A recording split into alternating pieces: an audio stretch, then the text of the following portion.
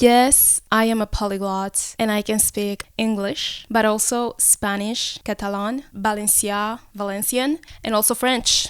There's also a fifth language, and that language is one that I don't speak, but I completely understand. Like, I can follow a conversation between two people. I will reveal which language that is by the end of the video. So, let's go.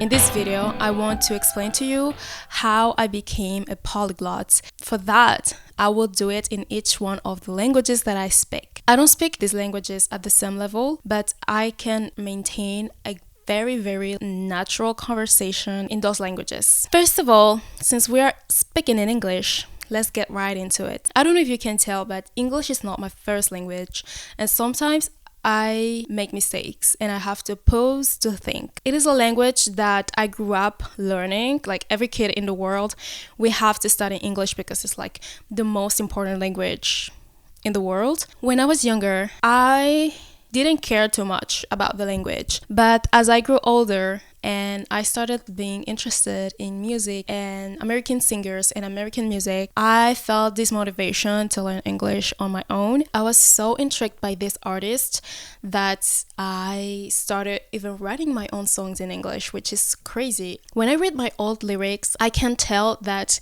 I really was bad at it. But I didn't care because I was having fun, and that's all that mattered. And another motivator for me was that when I was like 16, I discovered like YouTubers, and I started following these British YouTubers, and like Patricia Bright, also like Life as Ever, I think, Casper Lee, Mazimas,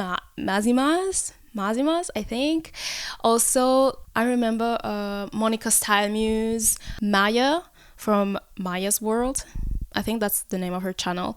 Every day, I will binge watch YouTube videos. Just like that, naturally, I started acquiring the language. I didn't even have to study. If we combine my obsession with YouTube at the time with my love for American music, you can understand why I kind of like started speaking English and understanding the language better, understanding the grammar better, all thanks to my little obsessions and hobbies. Maintenant, je vais faire la transition vers le français car c'est en vrai ma langue maternelle. Mais voilà. Si tu es français ou tu parles français, sûrement que tu te rends compte que j'ai un petit accent. Et parce que en fait, c'est parce que l'espagnol est devenu ma langue maternelle sans vouloir, parce que voilà, je grandis en Espagne, je vécu là toute ma vie, ma famille est là-bas, et donc au fur et à mesure que le temps passait et en grandissant et en ayant seulement contact avec la langue espagnol, j'ai perdu en fait tout mon français en vrai. La vérité est que avec mes frères et sœurs, oui, on parlait en français, mais on mélangeait tout le temps avec l'espagnol. Si à la maison tu parles la langue, mais tu la parles pas bien et tu mélanges tout le temps avec une autre langue, en plus tu es en dehors et tout ce que tu entends c'est l'espagnol et tu utilises seulement l'espagnol et tout espagnol, quand tu es assez jeune et quand tu es enfant, c'est beaucoup plus facile de perdre une langue que quand tu es adulte. Alors, j'ai déménagé en France il y a 2 ans, je crois. Ok, oui, en novembre 2022, je déménageais en France parce que, pourquoi pas, que je me suis rendu compte que vraiment, il va falloir faire beaucoup plus d'efforts pour apprendre la langue et la parler correctement parce que j'avais pas en fait des bases du tout. En fait, je comprenais ce que les gens me disaient et je pouvais dire des choses basiques, mais en fait, vraiment m'exprimer avec confiance, c'est un truc que jusqu'à aujourd'hui, je dois vraiment travailler. Donc, maintenant, je vis le contraire de ce que j'ai vécu quand j'étais petite. Parce que quand j'étais petite, j'ai appris l'espagnol assez vite parce que, voilà, c'est un truc très facile pour les enfants. En fait, les enfants sont des éponges, donc ça veut dire que c'est beaucoup plus facile de retenir des choses quand tu es petite que quand tu es adulte. Donc, maintenant, en tant qu'adulte, j'ai du mal à vraiment améliorer mon français. En fait, parce que moi, en fait, je croyais que être ici 2 mois après, c'est fini. Mais non, en fait, je dois continuer à apprendre la langue. Et en plus, j'ai l'impression que je dois vraiment étudier la langue d'une manière plus formelle. Parce que moi, je me disais, en tant que je suis sur place, avec l'exposition de la langue, tu vas travailler en français, avoir des amis avec qui je parle en français, etc., ça sera suffisant. Mais je me rends compte que, non, en fait. Par exemple, le verbe, c'est un truc de fou. Je confonds de ouf le futur avec les conditionnels, comment, tu vois, tout truc grammaire. Vraiment, c'est un truc de malade. En fait, je peux me débrouiller, je peux parler la langue, je peux m'exprimer, tout ça, mais après, quand il s'agit d'écrire, rédiger des choses beaucoup plus officielles et importantes, c'est un truc de fou. Et donc, je me rends compte qu'il va falloir être beaucoup plus formel, avoir un livre, un cahier, écrire et pratiquer et étudier, faire tout comme on faisait à l'école. Ara, parlaré en català.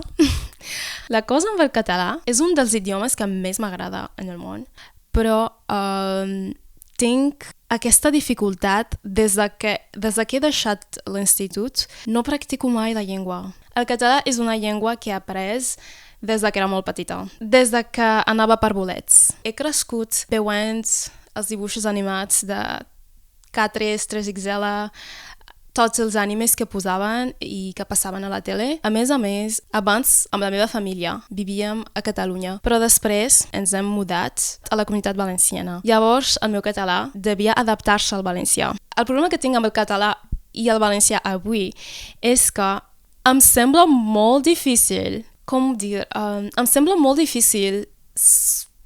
tindre aquesta naturalesa amb l'idioma. Per exemple, ara mateixa, l'esforç que estic posant per dir tot això és una bogeria. Quan m'havia donat compte que estic perdent el meu català /valencià, vaig decidir comprar-me un llibre que encara no he començat a llegir. Està ahí. Ara t'ensenyo el llibre. Aquest estiu estava de vacances, com sempre, a casa. Llavors vaig entrar en aquesta llibreria i em vaig dir: ok, Isa, has de comprar un llibre en català perquè necessites practicar l'idioma. No el pots perdre. Seria molt trist de perdre una llengua. Encara no l'he començat, però sembla molt interessant. Benvolguda d'Empar Moliner. La Remei Duran és una dibuixant de prestigi que es considera una atractiva senyora de 50 i pocs anys. Una tarda, asseguda al seient del darrere del cotxe familiar, endevina amb tota nitidesa que el seu jove marit, violonista titular en una orquestra, s'enamorarà de la noia, violonista suplent, que els acompanya a casa per assajar i que seu al costat d'ell. Ells dos encara no ho saben, ella sí. Llavors, crec que necessito molta més fluidesa per parlar l'idioma, però tinc totes les bases. Per això necessito llegir molts llibres en català /valencià. This video is sponsored by myself. So I would love you guys to take a look at my Substack. I hope you find some type of inspiration with everything that I post. And if you're interested in what you're saying, do not hesitate to subscribe.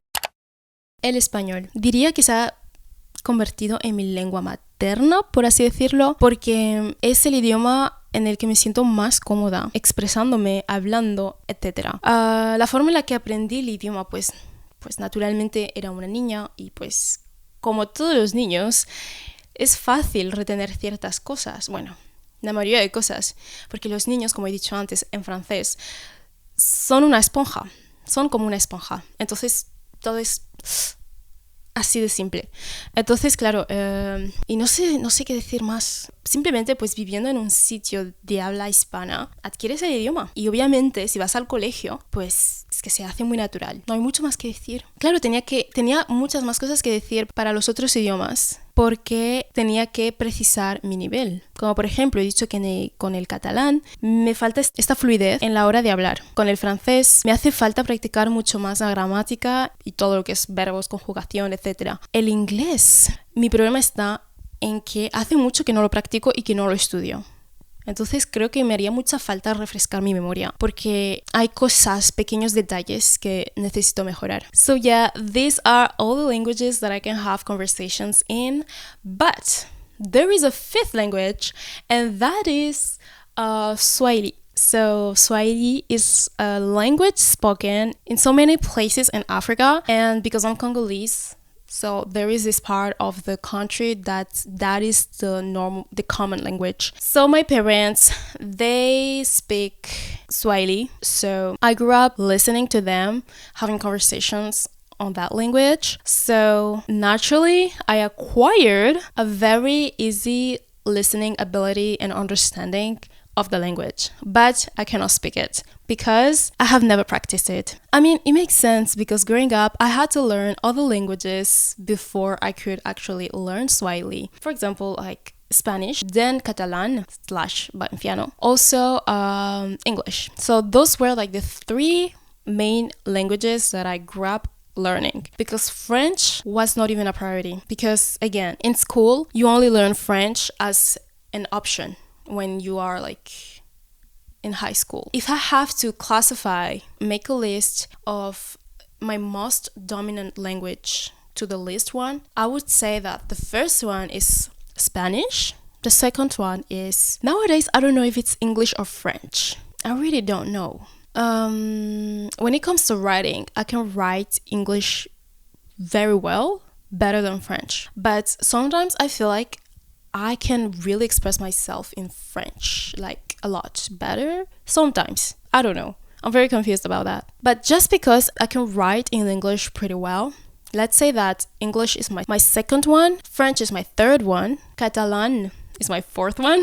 It's crazy.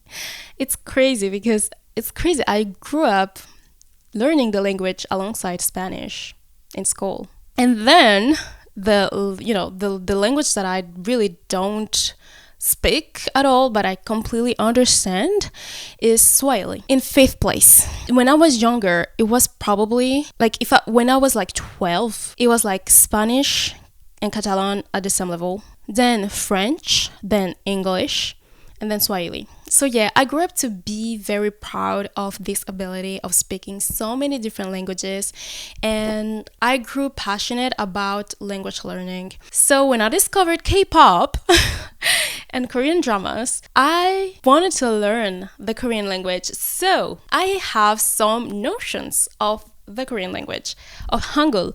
I can read the language. I understand. I know the alphabet, which is so easy to learn. In like 30 minutes, you can learn the entire Korean alphabet. Whenever I watch Korean dramas, I can tell a little bit about I can understand a little bit of the context just because I have some vocabulary with me. I kind of like understand the structure of the sentences. I really don't put any effort into learning Korean, but I have this level where I can like understand a little bit of the context of their conversations. I don't know, like maybe in the future I'll be able to like say like I can speak like really 5 languages or 6 languages, but I have to prioritize certain languages because again, I'm living here in Paris, therefore I have to improve my French. So for 2024, I have this goal to improve my French no matter what, my spoken French, my written French, everything actually. But also,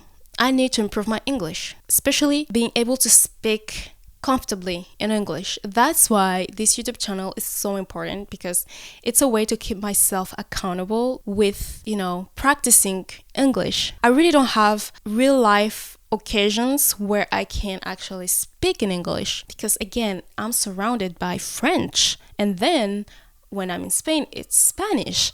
So this YouTube channel is like my outlet to improve my English. Anyway, so I think this video is a little bit all over the place. As I said, I'm very, very, very proud of myself and very happy that I can speak so many languages, that I was exposed to so many different cultures and so many different things growing up, because I'm interested in so many things.